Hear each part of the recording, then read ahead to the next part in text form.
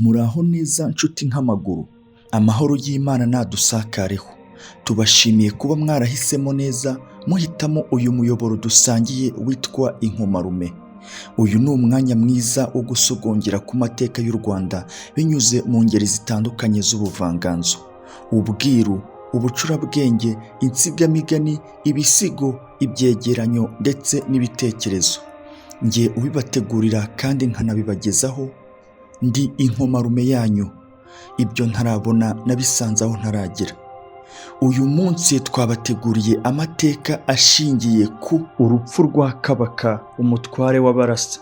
Rwabugiri yishe Kabaka ahorera Nsoro, umwami wo mu Bushubi. Amaze kumenya ko Nsoro yarenganye, amenye neza ko Kabaka yamubeshyeye kandi abapfumu be baramuraguriye ko indwara y'ubushita akirutse yaturutse ku rupfu rwa Nsoro, ko agomba kumuhorera, atamuhorera ntazagira amahoro ndetse n'u Rwanda ntiruzayagire. Abona ko ari byiza kwica Kabaka ahorera Nsoro uko babiraguye. Abarezi be ntibari kure. Kabaka yari aturanye na Nzigiye, umwe ategeka mu Migongo, undi ategeka mu Gihunya. Kandi icyo Nzigiye yabaga amenye na Rwabugiri yabaga akimenye. Ibyo mu Bushubi Nzigiye ntiyashoboraga kubiyoberwa.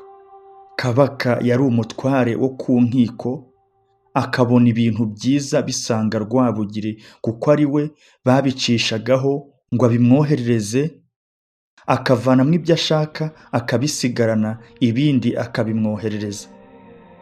N'ibyo kandi Rwabugiri yashakaga kohereza muri izo mpugu niwe yabihaga akabyohereza. Ibyo bigatera Nzigiye ishyari kuko Kabaka yabyendagaho ibyo yumva akeneye, bigatuma atunga ibintu abandi batware batagira.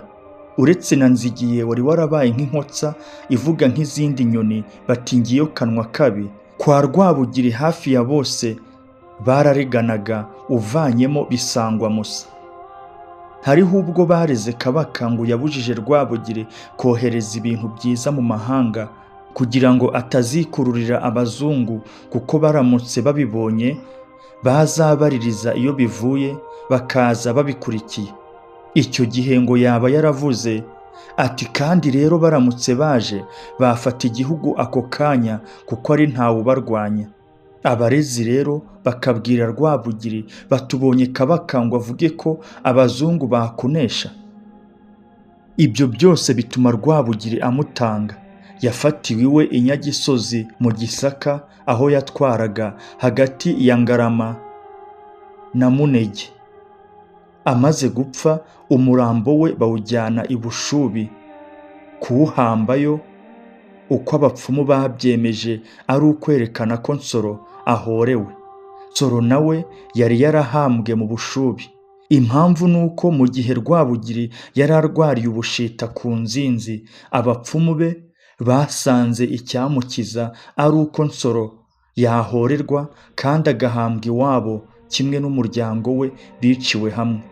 Ibyo byose niko babigenje, kandi iminyago n'ibyari byasahuwe mu Bushubi bisubizwayo.